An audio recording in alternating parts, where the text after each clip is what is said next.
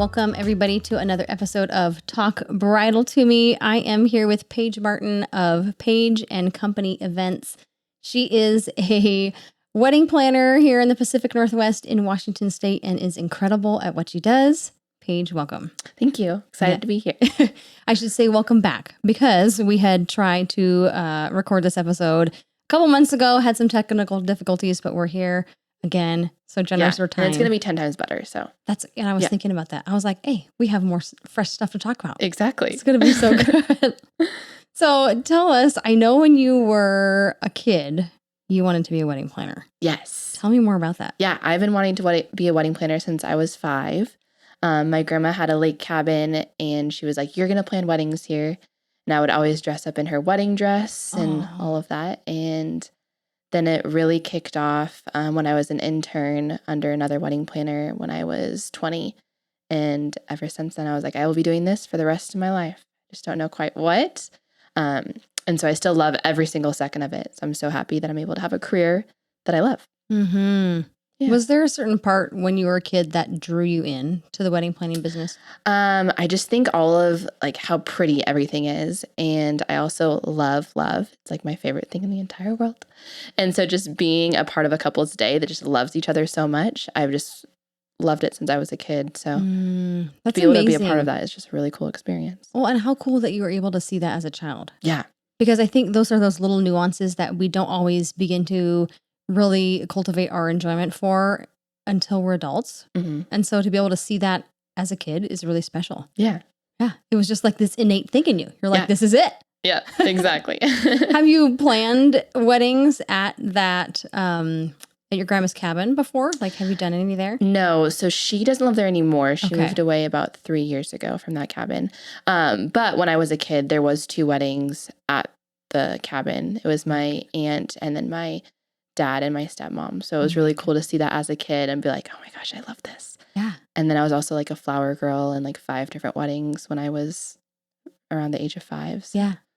Yeah. Oh my goodness. I think that's definitely what sparked it. Yes. Do you find wedding mornings to be, I feel like some people take the stress or the energy of it and cultivate it as stress, or do you feel like you cultivate it as energy and it just drives you? Energy, for sure. My goal is so couples don't have the stress day of, especially moms.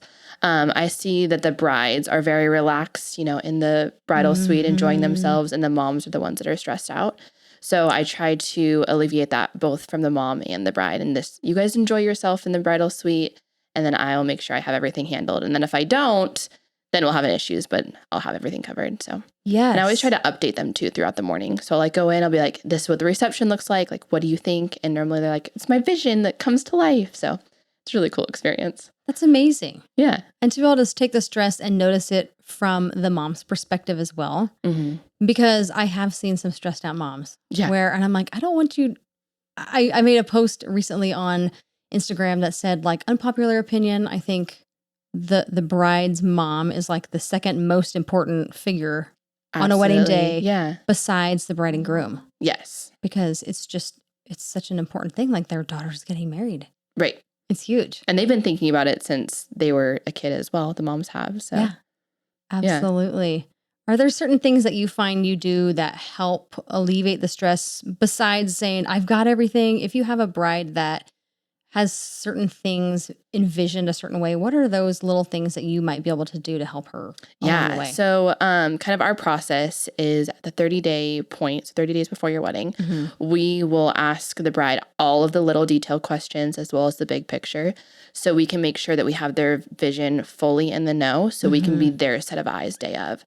So if anyone has any questions, they can be able to come to us and we'll know exactly how the bride would respond because we know what she wants. And so I think that really helps getting the vision right day of. Yes. Well, and you have lots of experience in this field. Yes. Tell us a little bit about your background when it comes to the wedding industry. Yeah. So I started out when I was 20 under a wedding planner in Spokane as her intern. And then I was a wedding coordinator at the Davenport for a year. And then I went to Houston and I was the lead planner at a 5-star venue in Houston for 2 years. And we did 3 to 5 weddings a weekend, which was crazy. Like, looking back, I could not do that now, but I love that I could do that then. So we did 1 Thursday, 1 Friday, 2 Saturday, and then 1 Sunday. Not every weekend, but there was a few, and it was a lot, those 5 weddings. Yeah. And then I got furloughed because of COVID. And so then I moved back home, and I've been wanting to move back home. So it was the perfect opportunity. And I was working at a server at a restaurant, and one of my coworkers was like, well, I'm getting married. Do you want to coordinate my wedding? And I was like, absolutely. I miss it so much. So I launched a website, and I kind of skyrocketed. And so my business has been open for 3 years now. And I have another associate planner with me. So we do 2 weddings every Saturday, and then some on Fridays and Sundays. And then we have 3 interns under us. And so I'm kind of hoping to grow my company in that aspect, have multiple planners that are duplicate of myself. And yeah, so I can help other girls, because I was helped as an intern from another amazing wedding planner. And I want to be able to spread that to other girls that love the wedding industry. Absolutely. Well, and I think sometimes when people hear that you have interns or associates, they might be fearful that they're not getting you to work with. Mm-hmm. Tell me a little bit about your process when it comes to working with brides. Yeah, that's something I'm very transparent about in the booking process. Now, this season is the first season that I have been doing that. So they booked me first, and then the second bride for book on that wedding day, I just tell them exclusively that Maddie will be their planner. Mm-hmm. But for this next season, will be my first time telling clients that you won't know who your planner is until 2 months before. But if it's something that bothers them and they really want myself or they really want Maddie, then I will make a note on their file that they have one of us. Like if they request me, that they'll have me as their coordinator. Some brides want one of us, and then some are like, whatever, we trust you both. So it's something that I'm transparent about and definitely willing to work with. Yeah. So if they don't know who their wedding planner is 2 months before the wedding, how do you go about planning all the details before that 2-month period? Yeah. So for day of coordination, we will reach out to them 60 days before to plan their 30-day planning meeting. And at that 60-day point, they will know who their planner is. But beforehand, if they have any questions, because just because you have us for day of coordination doesn't mean you're not allowed to talk to us. Sure. So if anything comes up in the planning process, they can email Maddie or myself, and we're happy to answer any questions they have, whether they want vendor recommendations or if they have questions about, because we have a decor package, or if they want help with their floor plan or their timeline. Either of us are willing to help with that. Those are so many little things to think about. Yes. I mean, I do just the makeup part, and I feel like some days I'm like, I'm drowning. But that's just one little nuance. And so to be able to manage all of that is a gift. Yes. Yeah, we have lots of templates and tasks and all the things to help us stay organized, or I'd go crazy. Yes. Do you feel like you have like floor plans per venue where you're like, ooh, we've been to this venue before. Absolutely. This is kind of something that has worked well in the past. Yeah. Yeah. There's a lot of venues. Like the Jewett House is a great example. We're there a lot. That's kind of like a turnkey venue where they're like, here you go. Do what you want with it. So that's a venue that we have exact dimensions of the front lawn for the ceremony space and the reception. So we're like, hey, this is what past weddings have done. Doesn't mean you have to do it this, but this has worked well. So there's definitely venues that don't have their common floor plan that we will have already. Yeah, that makes sense. That's a lot to think about. Yes. Yeah. Yeah. Tell me a little bit. I know you've touched on this recently. What are some of your favorite things about the job? Yes. So I love. So seeing the couple day of, especially with full planning brides, we work with them for 1.5 years and we get to know them very well. So those brides, to see them day of, just be with their person, is my absolute favorite thing. It makes my heart feel full. And then also at the end of the night at the grand exit, typically we'll be at the end of the line. We'll, have the limo door or their car door open for them, and they just hug us and they're just like so grateful. And they're like, we could not have done this without you. Yes. And so that is just makes us feel so fulfilled, and just to know that we were a part of somebody's day that they'll never forget is something that makes me happy to be in the career that I am. Absolutely. Yeah. What would you say are some of the key things that makes a client a good fit for you and you for them? Yes. I actually did this recently. I, laid out the best clients I've had, the best weddings, and like what the reason is. Mm-hmm. And the most common thing are people that have dogs at their weddings. I love dogs.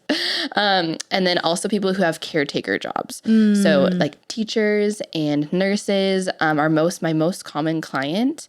And we just love being able to take care of them. And I've noticed like they take care of people all the time. So being able to alleviate that off of them and take care of them for a chance those are the type of people that we really click with. And that's so funny because those are the same people that I attract. Oh, really? Like That's awesome. literally. Yeah. I feel like I'll ask a client, like, what do you do? And I'm a nurse. And I'm like, yep, that tracks. Yep. That's about right. That sounds about right. Teachers, people in healthcare are just definitely the top two. Yeah. Yeah. And people who like to thrift. Oh, yes. That's a big thing. It's like funny you say that. Sentimental people. Because my wedding at the end of June, she was an amazing bride. Yeah. And she thrifted all of her water glasses and champagne floats. And it's like, it was just the best idea. Yeah. And then it was the guest favors was to take them home. Yeah. She's like, what am I going to do with 100 champagne floats? Totally. But it was so pretty. And so I totally relate to that. Yep. Coffee lovers, people who love nostalgia. Yep. You're like, I think we attract the same kind of person. I like it. So if you like the lake or if you like your dog, come talk to us. Yeah, exactly. And then we can just do all the weddings together. It'd be great. I know. Yeah. I would be down for that. Okay, let's do it. Sweet. Sounds good. I'll just have you on speed dial and then we can just... Perfect. I love it.